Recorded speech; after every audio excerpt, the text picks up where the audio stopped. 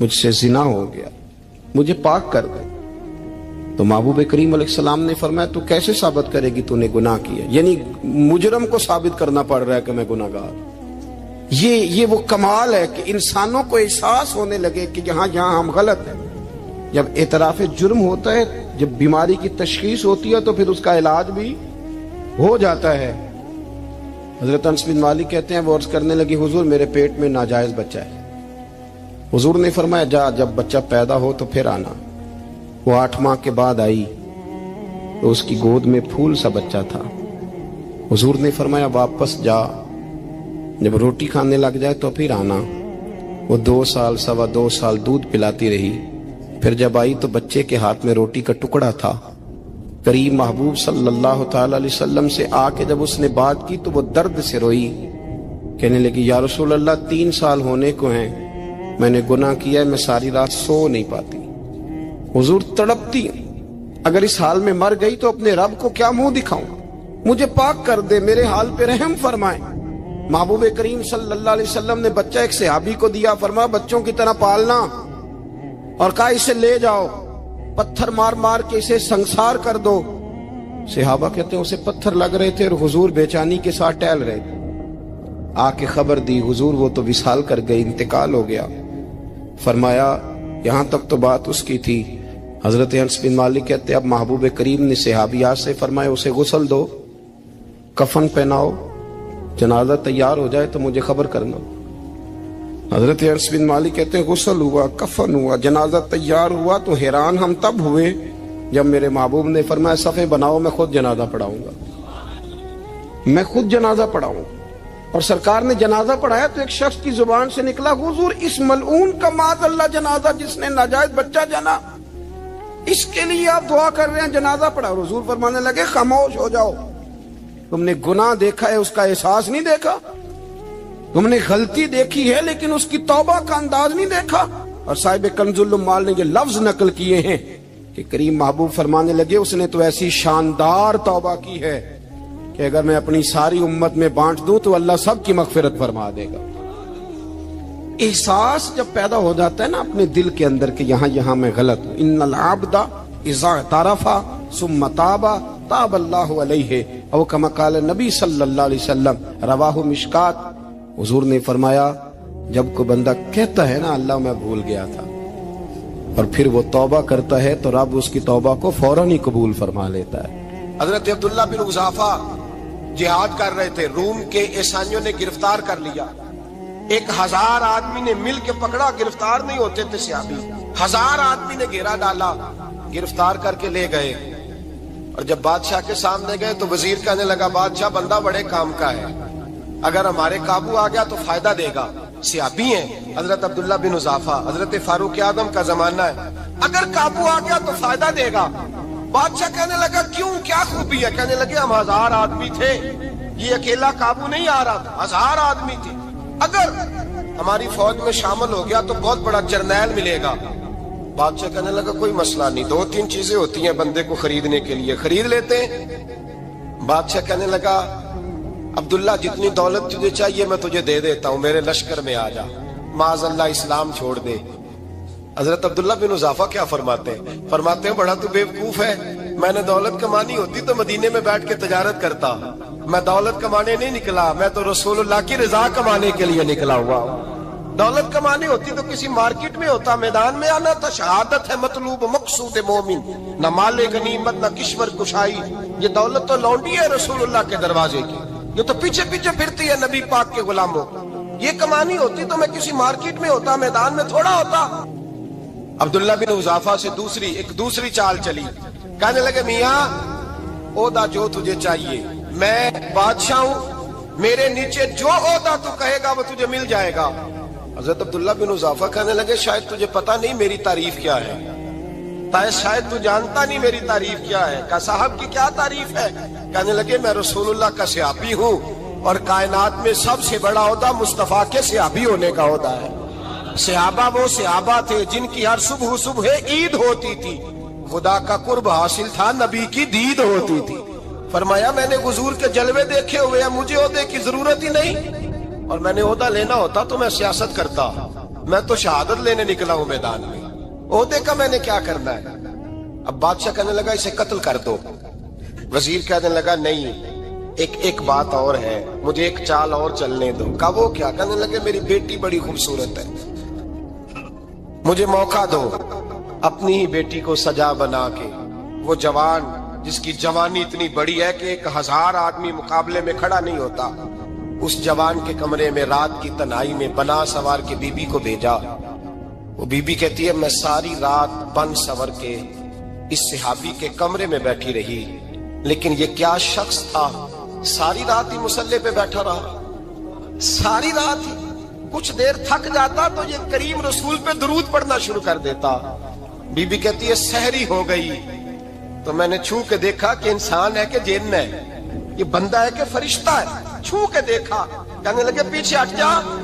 میں نے کہا میں نے تو سنا تھا تو 1000 کے مقابلے میں ہے اور تو اتنا بے حس ہے کہ بنی صبری دلہن بیٹھی ہے، تو نے نظر نہیں کی؟ عبداللہ بن حذافہ، بی بی کہتی ہے نظر پھر نہیں اٹھائی، نظر پھر جھکی ہوئی ہے۔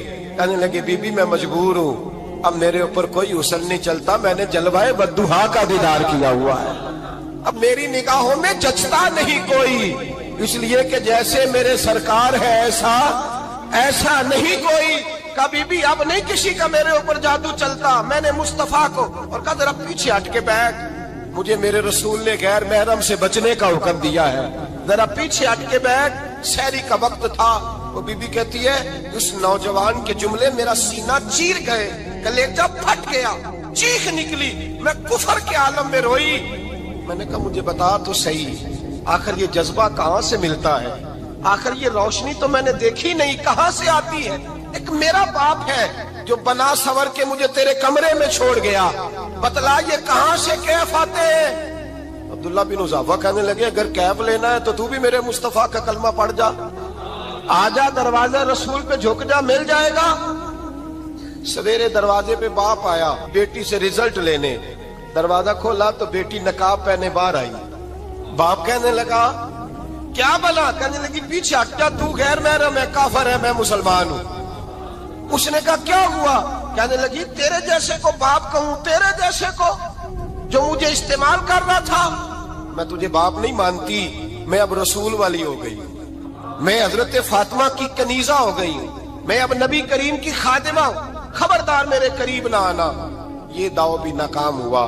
اب حضرت عبداللہ بن حذافہ کے سامنے موت کھڑی کی، ایک کڑا میں تیل گرم کیا، کہنے لگے تجھے اس میں جلایا جائے گا۔ حضرت عبداللہ بن حذافہ رضی اللہ تعالیٰ عنہ جب جلنے کے قریب ہوئے تو رونے لگے۔ روم کا بادشاہ کہنے لگا شاید ڈر گیا ہے، کہنے لگے اب سمجھ آئی ہے، اب تجھے پتا چلا ہے، چلا آ جا۔ حضرت عبداللہ بن حذافہ کہنے لگے تو کافر ہے، تیری کافروں والی سوچ ہے، اس لیے نہیں رویا کہ موت سے ڈر گیا ہوں، میں تو اس لیے رویا ہوں کہ ایک جان ہے، وہ نبی پاک پہ قربان ہو رہی ہے، کاش رب مجھے 1000 جان دیتا، میں ساری مصطفیٰ پہ قربان کر دیتا۔ ایک سنار نے گلی میں ایک یتیم چھوٹے سے بچے کو گھومتے دیکھا تو سنار بے اولاد تھا، بچے کو اٹھا کے گھر لے آیا، 18 سال اس بچے کی پرورش کی، اس کو پالا پوسا جوان کیا۔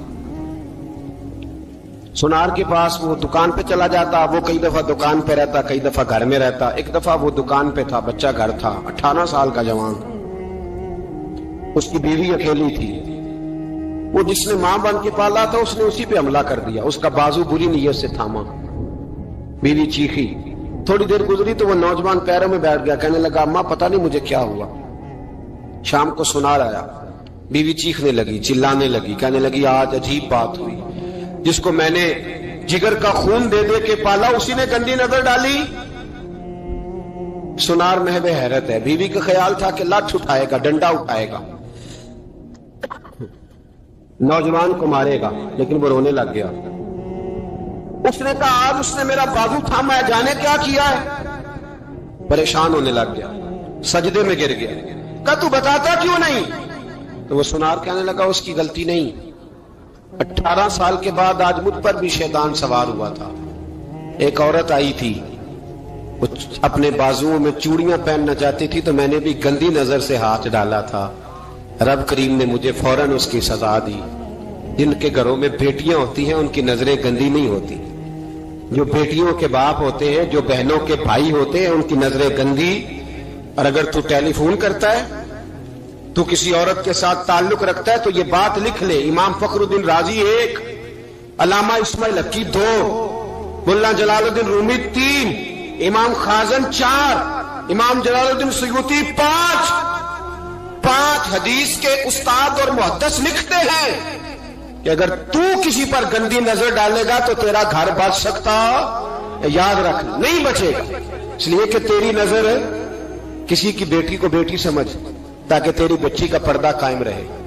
کسی کی بہن کو, یہ کیا بات ہوئی کہ تو جتنا مرضی گند معاشرے میں پھیلاتا رہے تیرا گھر بچا رہے, یہ کیسے ہو سکتا ہے؟ فَإِنَّ لَهُ مَعِيشَةً ضَنْكَ, اللہ فرماتے ہیں زندگی تنگ ہو جائے گی تیرے لیے مشکل, تو ڈھونڈتا پھرے گا کہ میں مرنے کو جگہ تلاش کروں. سچی توبہ کرے, کھری توبہ کرے. یہ گناہ انسان کو مجبور کر دیتے ہیں. حضرت عبداللہ بن مبارک رحمت اللہ تعالی علیہ, ان کے سینکڑوں شاگرد تھے.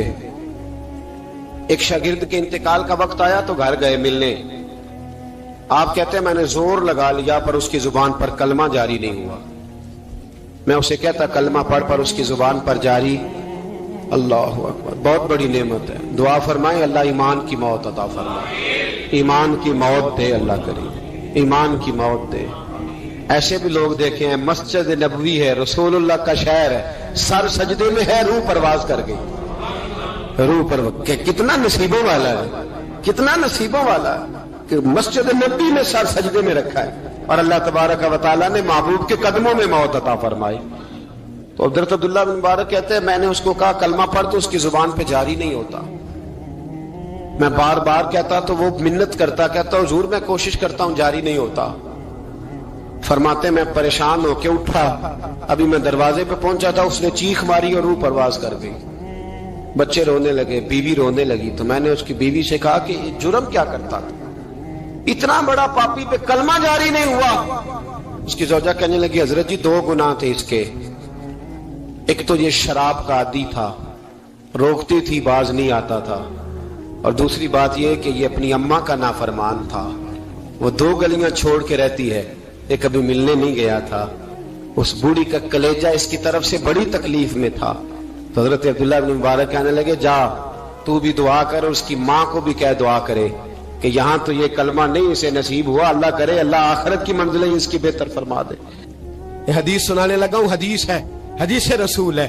جوان خاص کر کے ذرا میری بات پہ توجہ کرے, اور بزرگ خاص کر توجہ کرے جنہوں نے تربیت کرنی ہے. سنیں, حضور کی بارگاہ میں ایک نوجوان آیا ہے, یہ سنگ میل ہے حدیث, اس کو یاد رکھنا.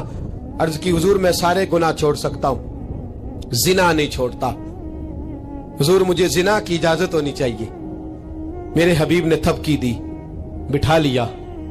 میں کہتا ہوں حضور نے گناہگاروں کو معاشرے سے کاٹا نہیں, ان کی تربیت فرمائی ہے, ان کی تربیت فرمائی ہے, ان کو قریب فرمایا. میرے حبیب کریم صلی اللہ علیہ وسلم نے فرمایا ادھر آ بیٹھ جا, بیٹھ گئے. حضور نے فرمایا تو پسند کرتا ہے تیری ماں کے ساتھ کوئی بدکاری کرے؟ حضور نہیں. فرمایا تو پسند کرتا ہے تیری بیٹی کے ساتھ کوئی بدکاری کرے؟ یا رسول اللہ میں آنکھیں نکال دوں گا. حضور نے فرمایا تو پسند کرتا ہے تیری بہن کے ساتھ؟ حضور میں کاٹ ڈالوں گا وہ ہاتھ جو میری بہن کی طرف اٹھیں گے. فرمایا تو پسند کرتا ہے کہ تیری خالہ پھپھی ممانی کی طرف کوئی ایسی حرکت کرے؟ حضور میں کاٹ کے رکھ دوں گا ان لوگوں کو جو بات بھی کریں گے. میرے حبیب نے فرمایا اچھا جس کے ساتھ تو بدکاری کی اجازت مانگ رہا ہے وہ کسی کی ماں نہیں لگتی, وہ کسی کی بہن نہیں لگتی, اور کسی کی بیٹی نہیں ہوگی؟ یاد رکھے ملا جلال الدین رومی 1, امام غزالی 2, اعلی حضرت فاضل بریلوی 3. بزرگ متفقہ طور پہ لکھتے ہیں, فرماتے ہیں جو گند کے ساتھ دوسرے گھر میں تاڑتا ہے وہ اپنے گھر کی خیر منا لے. جو گندی نظر دوسروں پہ رکھتا ہے وہ اپنے گھر کی خیر منا لے. اس لیے کہ جو جرم وہ کسی کے کھاتے میں ڈالے گا وہ سزا بن کے اس کے گھر کی طرف لوٹا دیا جائے گا. جو بدکاری وہ کسی کے کھاتے میں ڈالے گا وہ سزا بن کے اللہ اس کے گھر کی طرف لوٹا دے گا. اگر اپنے گھر کو پاک رکھنا چاہتے ہو تو دوسروں کی طرف پاک نظر رکھنی شروع کر دو. اگر چاہتے ہو کہ تیرا گھر بے عجیب معاملہ ہے نا, بیٹے کو تو پسند کی شادی کی اجازت ہے تو بیٹی کو اجازت کیوں نہیں؟ اگر تیرا بیٹا پسند کی شادی کرے گا तो याद रखना फिर जब किसी की बेटी ये लफ्ज बोलती है, फिर इज्जतों के जनाजे निकलते हैं, फिर उरियानी फहाशी का जो है वो कलक लगता है माथे पर, फिर याद रखना चारों जानिब से रुसवाइयां तेरा नसीबा होती है। अगर तू बेटी को रोकना चाहता है तो बेटे का हाथ पकड़, अगर तू बेटी को साफ रखना चाहता है तो बेटे को शर्मो हया की चादर उड़ा, अगर तू बेटियों के किरदार की हिफाजत करना चाहता है तो पहले बेटे को पाबंद शरीयत बना। एक बहुत बड़ा गुनाह बदनिगाही का गुनाह है। आपको पता है हमारे मुल्क के अंदर बदकारी, जिना और बेहयाई की शरह कितनी बढ़ती जा रही है, किस कदर बढ़ती जा रही है। वो लोग जो निकाह कर लेते हैं वो भी अपनी निगाहों को, मैं अक्सर कहता हूं, हुजूर ने फरमाया निकाह आधा ईमान है, जिसने निकाह कर लिया उसका ईमान मुकम्मल हो गया। तो जो निकाह के बाद भी बाज ना आया, मैं उसको बेईमान नहीं कहता, लेकिन नबी पाक ने फरमाया जो निकाह कर ले उसका ईमान, बोलिए ईमान महफूज हो गया, उसका ईमान, सारे बोलिए ईमान। और जो फिर भी बाज ना आए, हुजूर कह रहे ईमान मुकम्मल हो गया। और जो ना बाज आया, क्या फतवा दिया जाए हदीस की रोशनी में? मेरे नबी पाक की बारगाह में औरतें आई तौबा करने, बैत करने, मुसलमान होने। तो हुजूर बैत लेते वक्त फरमाने लगे मेरे साथ वादा करो, झूठ नहीं बोलोगी, गीबत नहीं करोगी, जिना नहीं करो। एक औरत बोल पड़ी, कहने लगी या रसूल अल्लाह सल्लल्लाहु अलैहि वसल्लम, मैं मुसलमान तो नहीं पर खानदानी हूं, मेरे घर वालों के जहन में भी कभी जिना का ख्याल नहीं आया। हम तो इसे खानदानों के वकार के खिलाफ समझते हैं। रोज बुरी नजर से किसी को देखना और किसी के बारे में गलत बातें, नाराज ना होना। बहुत सारे बूढ़े भी लज्जत ले लेके जुर्म बयान करते हैं, गुनाह बयान करते हैं, गलत बातें करते हैं, किसी औरत के बारे में तबसरा करते हैं। क्या समझते हैं मर्द और औरत माज़ अल्लाह ताला एक कमरे में जाके बदकारी करे तो वही जिना है? मेरी तरफ देखिए और झांक करके सुनिए क्या अर्ज कर रहा हूं, इधर देखिए मेरी तरफ। नबी पाक सल्लल्लाहु अलैहि वसल्लम ने फरमाया जिना जुबान का भी होता है, जिना कान का भी होता है, जिना आंख का भी होता है। हुजूर किस तरह? फरमाया जिसने गंद देखा उसने आंख का जिना किया, जिसने लज्जत लेके सुना, चुप नहीं कराया, पूरी बात सुनी, वो भी जानी है। और जिसने गंदी बात बोली वो मुंह का जानी है, जिसने गंद सोचा वो दिमाग का जानी है। और जानी को सबसे पहली सजा अल्लाह ये देता है कि सजदे की लज्जत छीन लेता है, इबादत का सुरूर छीन लेता है, उसका नमाज में दिल नहीं लगता।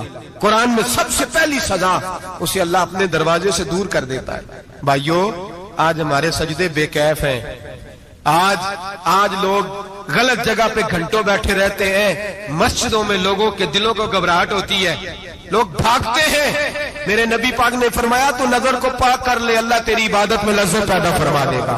मेरे भाई याद रख ले और सुन ले, सबसे कमजोर आदमी वो है जिसका जहन पाक नहीं, सबसे कमजोर आदमी वो है जो किरदार का गलत है। एक बात मैंने पढ़ी, आप यकीन करें मेरा दिल करे कि मैं आग लगा दूं इस उन्वान को जिस पे गंदगी लिखी जाती है, उन अखबारों को, उन चीजों को जिस पे गंद लोगों के दिलों में।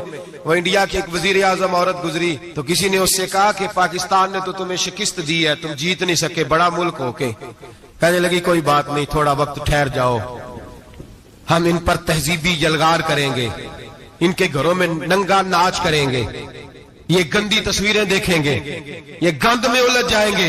और जो कौम गंद में उलझ जाया करती है वो फिर किसी से लड़ने की ताकत नहीं रखती, उसके अंदर डट जाने की हिम्मत नहीं होती, उसकी गैरत के जनाजे निकल जाते। दिल करता है जल जाए वो जल जाए जहां से बुराई फैलती, तबाह हो जाए वो इलाके जहां से गंद होता है। लोग गंद की कमाई खाते हैं, गंद की एक्टरों के साथ खड़े होकर फोटोएं खिंचाते हैं और गुनाह पे फख्र करते हैं। और गंदे लोग कहते हैं अल्लाह का फजल है हम गंद फैला रहे हैं, सुम्मा माज अल्लाह। लोग गुनाह पे फख्र करते हैं चौकों चौराहों में। मोहम्मद बिन कासिम आए हिंदुस्तान पे राजा दहर के मुकाबले में, नौजवान मेरी तरफ देखे और सही होके बैठे, खासे सही होके बैठे, तकरीर नहीं कर रहा, जज्बात का, मेरे जज्बात सुने, दिल के फपूले जल रहे हैं सीने के दाग से। अल्लाह की कसम रूह की गहराई से बात कर रहा हूं, वो बात कर रहा हूं जो सीना कह रहा है कि फट जाए और कहना ना पड़े। कुरान और हदीस पढ़ते हैं और फिर अपना हाल देखते हैं तो लगता यह है कि अजाब करीब आ गया है। لگتا ہے زمین پھٹنے والی ہے، آسمان گرنے والا، لگتا ہے قریب آ گیا سارا کچھ۔ سمجھے کیا عرض کر، یہ بات اگر آپ سمجھ گئے تو قیمت وصول ہو گئی، اس کو سمجھ گئے تو سمجھ لیں آپ کے مزاج کے اندر اللہ نے تبدیلی پیدا کر دی۔ محمد بن قاسم 18 سال کا جوان، ایک عورت کی عزت پر راجہ دہر ہندو نے حملہ کیا، محمد بن قاسم بچانے آئے۔ جب ہندوستان آئے فوج تھوڑی تھی، علاقہ تھوڑا تھا، راجہ دہر کی فوج بہت زیادہ، اور پھر اپنا عرب چھوڑ کے یہاں آ کے ہندوستان میں اس کے علاقے میں اس پہ حملہ کرنا، حالات خراب تھے۔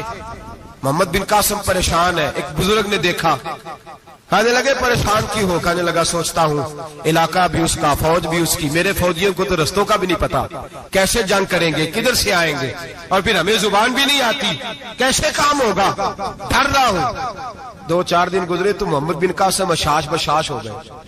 وہ بزرگ کہنے لگے خیر ہے، بڑے مطمئن ہو گئے ہو؟ کہنے لگے بس راجہ دہر ہم سے مقابلہ نہیں کر سکتا، راجہ دہر ہمارے مقابلے میں کھڑا نہیں ہو سکتا، وہ گرا کے گرا، وہ لڑکھڑایا کے لڑکھڑایا، ریزہ ریزہ ہو جائے گا۔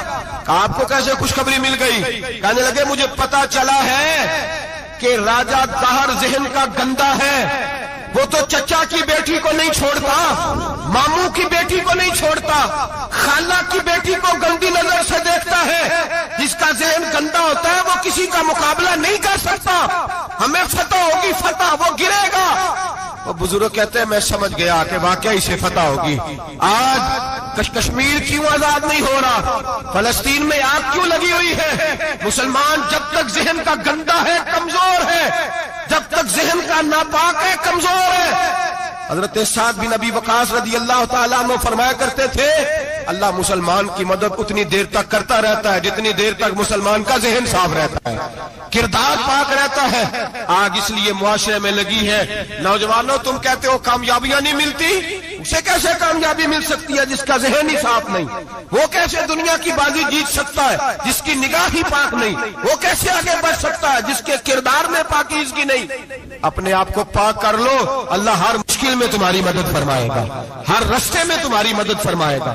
اور میں نے کہا جب آدمی ناپاک ہوتا ہے تو رب کریم اس سے عبادت کی لذت چھین لیتا ہے، اور اللہ کی سب سے بڑی سزا یہ ہے کہ کسی کو سجدہ نہ لمبا کرنا دے۔ رب کریم سب سے زیادہ اس سے ناراض ہے جس کو قرآن پاک کے کھولنے کی توفیق نہ ہو۔ سب سے زیادہ رب کریم اس شخص سے ناراض ہے جو اللہ کی بارگاہ میں جھکنے کی لذت چھوڑ جائے۔ میرے نبی پاک سید عالم علیہ السلام کے صحابہ لمبی عبادتیں کرتے تھے، لمبی۔ کسی نے کہا تھا روم کے بادشاہ تھے کہ یہ مسلمان فاتح کیوں ہو جاتے ہیں؟ تو اس نے کہا میں نے مولا علی کے زمانے میں جاسوسی کرائی تھی، پتا کیا تھا کہ ہر میدان میں کامیاب کیوں ہوتے ہیں۔ تو کہتے ہیں میں نے دیکھا یہ دن کے مجاہد ہوتے ہیں پر رات کے عابد ہوتے ہیں۔ اب آگے بڑھتے ہیں۔ قرآن مجید نے سورہ نور کی آیت نمبر 30 میں کہا کہ کل للمؤمنین یغضوا من ابصارہم، فرمایا کہ اے محبوب علیہ السلام مومن مردوں سے کہہ دو کہ اپنی نظریں جھکا کے رکھیں، اپنی نظریں۔ اور اگلی آیت میں فرمایا وَقُلْ لِلْمُؤْمِنَاتِ يَغْضُضْنَ مِنْ أَبْصَارِهِنَّ، فرمایا کہ اے محبوب مومن عورتوں سے بھی کہہ دو کہ اپنی نظریں جھکا۔ مرد بھی اپنی نظر جھکا کے رکھے گا عورت کی طرف، لیکن یہ ساری پابندی صرف مرد پر نہیں، عورت بھی غیر محرم کا چہرہ نہیں دیکھے گی، اس پر بھی اسی طرح نظر جھکانے کا حکم ہے جس طرح کے وہ ہر دکاندار کو بھائی جان کہہ کے گفتگو کرنے کی اس کو بھی اجازت نہیں ہے کہ وہ بھی وہ سمجھے کہ پابندی تو مرد نے کرنی تھی، میں نے تھوڑی کرنی تھی۔ وہ جس کے پاس جائے، جہاں بھی جائے، ڈاکٹر کے پاس جائے، باہر جائے، تو وہ جس طرح مرضی اس کا دل چاہے وہ بات چیت کرے، اس کی عورت کو بھی اجازت اسلام نہیں دیتا۔ بنیادی طور پہ اسلام شرم و حیا کا دین ہے، حیا کی بات کرتا ہے۔ حیا کی جب ہم تعریف کرتے ہیں تو حیا کی تعریف یہ ہے کہ کوئی کبھی چیز دیکھ کے نہ تو آپ کی طبیعت میں کراہت محسوس ہو، آپ کوئی غلط جملہ منہ سے نکالتے ہوئے ذرا جھجکیں، آپ کوئی غلط بات کرتے ہوئے تھوڑا بوجھ محسوس کریں۔ ہمارے ہاں تیزی سے فروغ پایا ہے بے حیائی نے، سنگیوں کی محفلیں، یاروں کی محفلیں، اس میں غلیظ گفتگو ہوتی ہے الا ماشاء اللہ۔ ان دوستوں کو بڑی پاک صاف گفتگو کرنی چاہیے۔ دوستی کا رشتہ بڑا مقدس رشتہ ہے، جو یہاں ایک دوسرے سے پیار کریں گے جنت میں بھی اکٹھے داخل کیے جائیں گے۔ شرط یہ ہے کہ پیار اللہ رسول کی رضا کے لیے ہو، لیکن اس کے اندر اگر آپ کی گفتگو کچی ہو، کمزور ہو، فحاشی والی ہو، عریانی والی ہو، وہ ہمارے ہاں تو اب اس کو لوگ فیشن سمجھتے ہیں، اس کو مردانگی کی علامت سمجھتے ہیں کہ وہ جی ساری باتیں جی وہاں ہو گئی اور جس کا جو جی چاہا اس نے کہا۔ آپ جب حیا کے دائرے میں ہوتے ہیں تو آپ خود بھی سکون محسوس کرتے ہیں۔ دیکھیں نا، آپ کو نیند سکون سے کہاں آتی ہے؟ جہاں کمرہ بند ہو، چاروں جانب دیوار ہے، اوپر چھت ہے، خالی دروازہ بھی کھلا ہوا ہونا تو جب بندہ سکون لینا چاہتا ہے تو کہتا ہے یار ذرا دروازہ ذرا بند کر دو۔ وہ اچھی طرح اپنے آپ کو چھپا لیتا ہے نا حیا کے پردے میں، تو اللہ اسے سکون عطا کرتا ہے۔ اور جو اس سے بھی زیادہ ٹھنڈی نیند میں جانا چاہتا ہے وہ کہتا ہے لائٹ بھی بند کر دو۔ اب وہ مکمل طور پہ سمجھتا ہے کہ میں چاروں جانب سے چھپ گیا ہوں، اگر میں کھل کے بھی سو جاؤں گا تو میرا چونکہ پردہ قائم ہے تو مجھے کوئی دشواری نہیں ہوگی۔ آپ جب چھپ جاتے ہیں، جب آپ حیا کے اندر سمٹ جاتے ہیں، جب آپ چادر کے اندر آ جاتے ہیں تو آپ بہت ساری جگہوں پہ آسانی محسوس کرتے ہیں۔ تو حیا تو آپ کو سکون دیتی ہے، حیا تو دل کو راحت دیتی ہے۔ میں بڑی ذمہ داری سے بات عرض کرتا ہوں، قرآن مجید نے نا ایک مقام پہ مذاق کو، ایک مزاح ہوتا ہے خوش طبی، وہ نہیں، مذاق اڑانا، قرآن پاک نے نا مذاق کو ایک جگہ پہ جاہلوں کا طریقہ بھی قرار دیا۔ بنی اسرائیل کے لوگوں سے حضرت موسیٰ نے کہا کہ گائے ذبح کرو اور ایک ٹکڑا مقتول کو مارو، زندہ ہو کے خود بتا دے گا مجھے کس بندے نے قتل کیا۔ تو کہنے لگے آپ ہمارے ساتھ مذاق کر رہے ہیں۔ تو قرآن مجید کہتا ہے کہ حضرت سیدنا موسیٰ علیہ السلام فرمانے لگے اعوذ باللہ ان اکون من الجاہلین، فرمانے لگے میں اللہ کی پناہ مانگتا ہوں کہ میں جاہلوں میں سے ہو جاؤں۔ یہ مذاق کرنا تو جاہلوں کا طریقہ ہے۔ اگر آپ کی زبان سے بے حیائی کا جملہ نکل گیا، اگر آپ کی زبان سے بے حیائی کا جملہ نکل گیا، آپ نے کہہ دیا کہ ہم آزاد لوگ ہیں، جو مرضی کریں گے، جو مرضی کہیں گے، جو ہمارا دل میں آئے گا کریں گے، تو پھر تو لوگ آپ کا وہ حشر کریں گے کہ آپ سے برداشت ہی نہیں ہوگا۔ جس کا لوگ مذاق بنا لیتے ہیں اور جو مذاق بن جاتا ہے پھر اسے کچھ جینے دیتا ہے۔ آپ حیا کی چادر میں چھپیں گے تو بچیں گے۔ اگر آپ نے اپنا مذاق بنوا لیا یہ کہہ کے کہ میں نے مرضی کرنی ہے، پھر یاد رکھنا چھپنے کو جگہ نہیں ملے گی، پھر تکلیف میں آ جائیں گا، پھر بہت بڑی اذیت کا شکار ہو جائیں گے۔ شرم و حیا، عرب کے اندر جو کنواری لڑکیاں تھیں ان میں بڑی حیا ہوتی تھی۔ الحمدللہ میں بڑے فخر سے کہتا ہوں کہ میرے پنجاب کی، میرے پاکستان کی بیٹیاں بھی 20 دفعہ ان کا ابا کہے تیری شادی کرنی ہے تو وہ آنکھ نہیں اٹھا پاتی آج بھی۔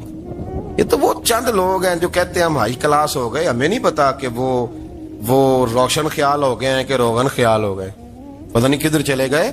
ورنہ ہماری بیٹیاں آج بھی جب ان سے ان کا باپ، ان کی ماں بات کرتی ہے تیری شادی کی، تو وہ تو شرم کے ساتھ پچھلے سے پچھلے کمرے میں چھپتی ہیں۔ یہ اللہ نے فضل کیا ہوا ہے اس ملت پر۔ تو عرب کی لڑکی بڑی حیا والی ہوتی تھی، اس سے کوئی بات کرنی پڑتی تھی تو 20 دفعہ بات کی جاتی، پھر بھی وہ عورت چھپتی پھرتی تھی۔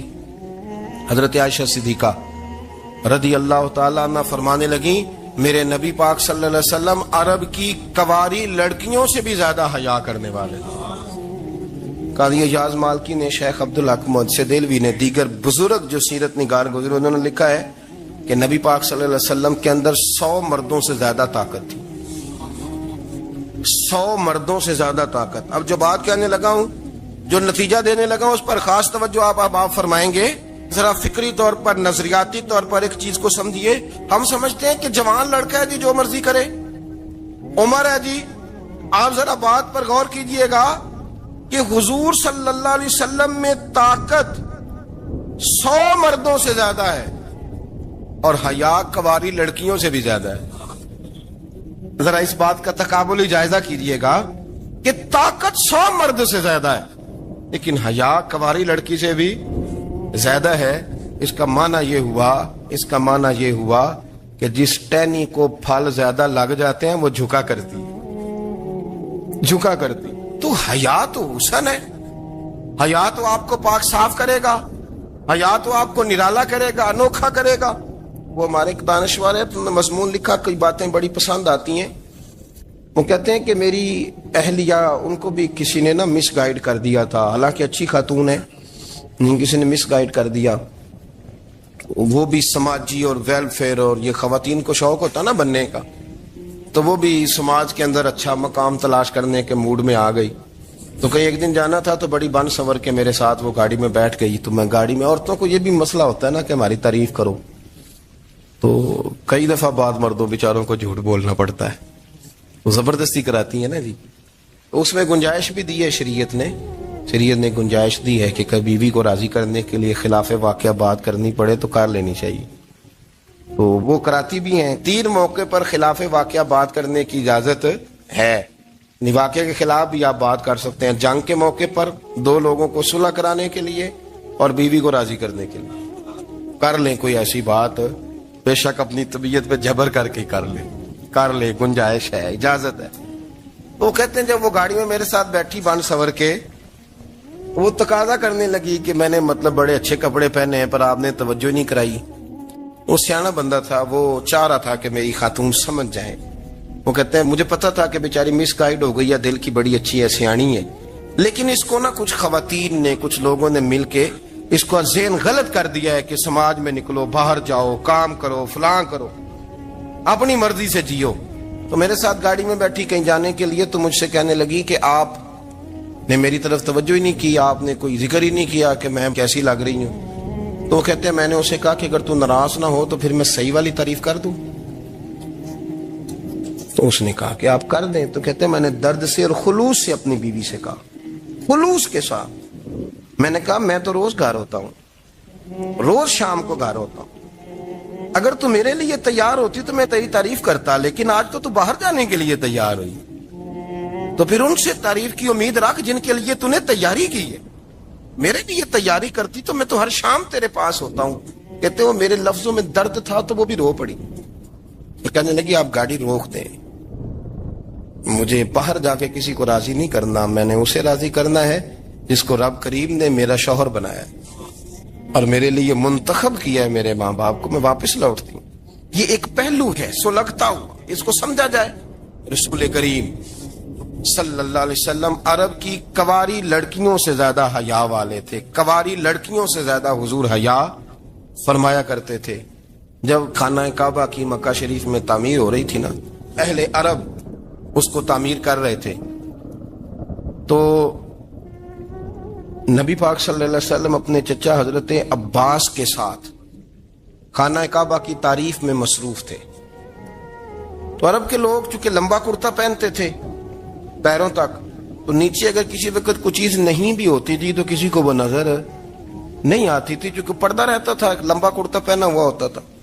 تو جب بچے, سرکار کی عمر مبارک بھی ابھی تھوڑی تھی, تو اس طرح بچے جب نکلتے تو وہ کئی دفعہ اپنی تہمت اتار دیتے نیچے سے, اور کوئی مزدوری کرنے لگتے تو 3-4 طے کر کے نا تہمت کی کندھے پہ رکھ لیتے. جس طرح کبھی دیہاتوں میں لوگ کپڑا سر پہ رکھتے تھے کہ اوپر اگر کوئی وزنی چیز رکھیں گے تو وہ تکلیف نہیں دے گی.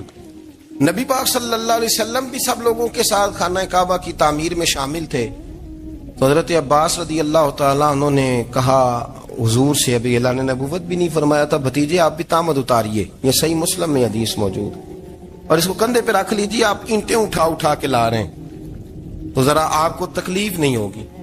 تو سرکار دو عالم صلی اللہ علیہ وسلم سے یہ بات کہی, اور پھر جلدی سے حضور کی تہمت کو نکال کے نا, حالانکہ لمبا کرتا پہنا ہوا ہے, تو وہ جیسے ہی ان کے کندھے پہ رکھا اینٹیں رکھنے کے لیے, تو سرکار تو زمین پہ گر گئے, بے ہوش ہو گئے, آنکھیں آسمان کی طرف, اور پھر حضور پکار رہے ہیں آزاری آزاری آزاری, میرا تامت دے دو, میرا تامت دے دو.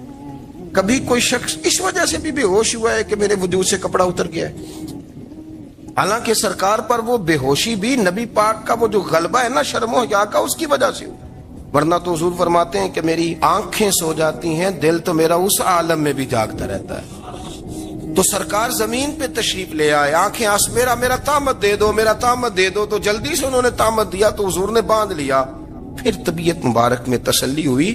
یعنی ہم اس رسول کے غلام ہیں کہ جن کے تو وجود سے کپڑا اتر جائے تو حضور برداشت نہیں کرتے, قبول نہیں فرماتے, تکلیف شروع ہو جاتی. لیکن یہاں نوجوان ہیں اور بڑا قد کاٹ ہے اور بڑے بڑے سمجھدار لوگ ہیں, گرمی آتی ہیں تو شارٹ کپڑے پہن کے گھومتے ہیں, ان کو خیال نہیں کہ یہ وہ والا لباس ہے جو باہر تو کیا گھر میں اماں کے سامنے نہیں پہننا چاہیے, بہنوں اور بیٹیوں کے سامنے نہیں پہننا چاہیے. آپ کی گفتگو میں شرم و حیا ہو, آپ کے لب و لہجے کے اندر حسن ہو. آپ کو پتہ ہے نبی پاک صلی اللہ علیہ وسلم نے فرمایا میری امت میں سب سے زیادہ حیا کرنے والے عثمان غنی ہیں.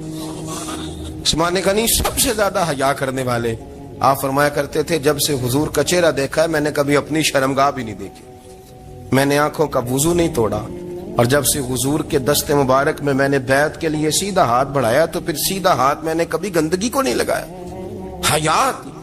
آپ باتھ روم کے اندر بھی غسل فرماتے تھے تو کپڑوں سمیت کرتے تھے. کسی نے کہا حضرت جی واش روم کے اندر کیوں نہیں کپڑے اتارتے؟ آپ فرمانے لگے باہر بندوں سے حیا کرتا ہوں, اندر جاتا ہوں تو رب سے حیا آنی شروع ہو جاتی, وہ تو دیکھ رہا ہے نا. تو میں جو بات آپ کی خدمت میں عرض کرنا چاہتا ہوں اس کو آپ سمجھیے گا میرے عزیز, کہ شرم والا مزاج, گفتگو بھی شرم والی, آنکھیں بھی شرم والی, لباس بھی شرم والا, دوستی یاری بھی شرم والی, بہت ساری ایسی باتیں. دیکھیں نا آپ ذرا, میں نے کہا کہ باتوں کو سن کے گزر نہ جایا کریں, اس کی گہرائی پر غور کریں. حضور علم کا سمندر ہے, سرکار سے زیادہ علم دنیا میں کسی کے پاس موجود نہیں ہے, اور صحابہ کو موقع ملا ہوا اس سمندر سے فیض لینے کا. لیکن ان کی حالت یہ ہے کہ حضرت علی المرتضیٰ فرماتے ہیں 14 دن گزر جاتے. حضور سے کوئی سوال پوچھنا ہوتا تھا پر میں شرم کے مارے نہیں پوچھ پاتا تھا. 14 دن. بخاری شریف میں موجود ہے. ایک دن نبی پاک صلی اللہ علیہ وسلم نے پوچھا صحابہ سے کہ وہ کون سا درخت ہے جس کے پتے نہیں گرتے, اور وہ درخت اس طرح ہے جس طرح مومن ہوتا ہے, وہ درخت میرے مومن کی طرح بتاؤ.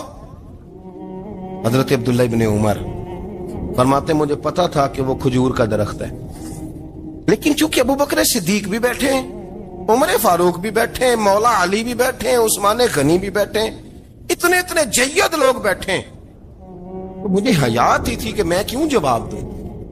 کہتے ہیں سرکار نے کئی دفعہ پوچھا, لوگوں نے کئی اور درخت بتائے, پر فرمایا تمہارا جواب درست نہیں ہے. آپ حیا کے اس پہلو پر غور کریں کہ سوال کا جواب آتا ہے. سوال کا جواب یعنی مجھے سوال کا جواب آتا اور پھر میں دوں نہ, مجھے بدعزمی نہ ہو جائے گی. یہ کیسے ممکن ہے کہ میری رات گزر جائے, مجھے پتا بھی تھا اور میں نے بتایا نہیں. بہت سارے لوگ آ کے بہت ساری باتیں بتاتے ہیں, بہت ساری باتیں وہ سمجھاتے ہیں, تو ہم غور سے ان کا چہرہ دیکھنے لگ جاتے ہیں, کہتے ہیں یار اس کا تو دعویٰ تھا کہ میں سمجھ نہیں آتا ہوں, تو یہ تو ہمیں سمجھا رہا ہے. چلو الحمدللہ ہم سمجھنے کو تیار ہیں, لیکن میرے عزیز پتہ بھی ہے جواب کا, علم بھی ہے, لیکن فرماتے ہیں میری حیا نے مجھے اجازت نہ دی کہ میں جواب دوں. آپ فرماتے ہیں پھر حضور سے صحابہ نے عرض کی کہ یا رسول اللہ آپ ہی بتا دیں وہ درخت کون سا ہے, تو حضور نے فرمایا بھئی وہ کھجور کا درخت ہے. آپ فرماتے ہیں میں دل میں کہہ رہا تھا کہ الحمدللہ میرا جواب درست ہے, حالانکہ میں نے جواب دیا ہی نہیں. تو لفظوں میں حیا, جملوں میں حیا, آنکھوں میں حیا, اٹھنے میں حیا, بیٹھنے میں حیا, چلنے میں حیا ایک خوبصورت حسن ہے. اور نبی پاک صلی اللہ علیہ وسلم نے فرمایا جب تو بے حیا ہو جائے نا پھر تو آزاد ہے, پھر تو جو مرضی کا, پھر تو جو. اس لیے بزرگ جب کسی کو بے حیا کہتے تھے نا, اللہ اکبر, اور جب کسی کو کہتے تھے نا یہ بے حیا ہے تو لوگ سمجھتے تھے کہ کوئی ہلکی سی بات کر دی, لیکن ان کا معنی یہ ہوتا تھا کہ بس بھئی اب اس کے ساتھ کوئی کلام کرنے کی ضرورت ہے, اس کو اب اصلاح کی ضرورت نہیں, یہ بے حیا ہے. کیا معنی کہ اب یہ جو اس کے دل میں آئے گا وہ کرے گا, جو اس کی طبیعت چاہے گی وہ کرے گا, اب یہ کسی پہلو بھی قابو آنے کو تیار, بے حیا ہو گیا. بے حیائی بہت بڑا عیب ہے. اور جو لوگ کہتے ہیں کہ ہمیں بالکل آزادی ہونی چاہیے, ہمارا اپنا جسم ہے تو ہماری اپنی مرضی چلے گی. ایک وزیر صاحب ہیں, پتہ نہیں میں ان کو جانتا تو نہیں, انہوں نے سینٹ میں تقریر کی ہے, میں نے ان کی بات سنی ہے. اس نے کہا نہیں بھائی جسم رب کا ہے تو مرضی بھی تو رب کریم کی چلے گی, اور مرضی بھی اللہ کی. یہ مجھے تھوڑا سا مسئلہ ہے جسم پر, کبھی کبھی مجھے کثرت سفر سے الرجی ہو جاتی ہے. میرے ساتھ لوگ نا دل سے پیار کرتے ہیں, شاید ہی کوئی اچھا ڈاکٹر ہو جس تک میرے سنگی مجھے لے کے نہ گئے ہوں, پر جسم اللہ کا ہے نا, مرضی بھی جب وہ چاہے گا صحت دے گا. کیوں کچے کاموں میں لوگ پڑ گئے, کیوں غلط لوگ سوچ میں پڑ جاتے ہیں, یہ اسی کا ہے. اور جب وہ چاہے گا, آپ اس بات کو اچھے طریقے سے سمجھ لیں کہ جو اپنی مرضی چوکوں چوراہوں میں کر رہے ہوتے ہیں نا، جو مرضی گندمند، وہ جانور ہوتے ہیں، وہ جانور ہوتے ہیں جو نہ چونک دیکھتے ہیں، نہ گلی دیکھتے ہیں، نہ انہیں پتہ ہوتا ہے کہ جگہ کون سی ہے۔ وہ انسان، میں نے کہہ دیا جو میں نے کہنا تھا، میں نے کہہ دیا، وہ جانور ہوتے ہیں۔ اور جو کچھ انسان ہوتے ہیں نا، ان کے اندر کچھ نہ کچھ پھر شرم حیا بھی ہوتی ہے۔ وہ چوکوں چوراہوں میں وہ حرکتیں اور وہ کام نہیں کرتے جو جانور کرتے ہیں۔ ان کے لیے بڑے پردے ہوتے ہیں، ان کے لیے بڑی باتیں ہوتی ہے، ان کے لیے بڑا کچھ ہوتا ہے۔ جو بالکل آزاد ہو جائے، کوئی پتہ نہ ہو کس وقت کیا کہنا ہے، کیا کرنا ہے، تو پھر وہ دائرہ انسانیت سے خارج ہو جاتا ہے۔ ہم آپ کو کیا دعوت دیں؟ آپ تو وہ باتیں کر رہے ہیں جو اسلام کا انسانیت کے حق میں بھی ٹھیک نہیں۔ آپ تو وہ والی باتیں کر رہے ہیں، ان کا انسانیت بھی تقاضا نہیں کرتی کہ یہ باتیں ہونی چاہیے۔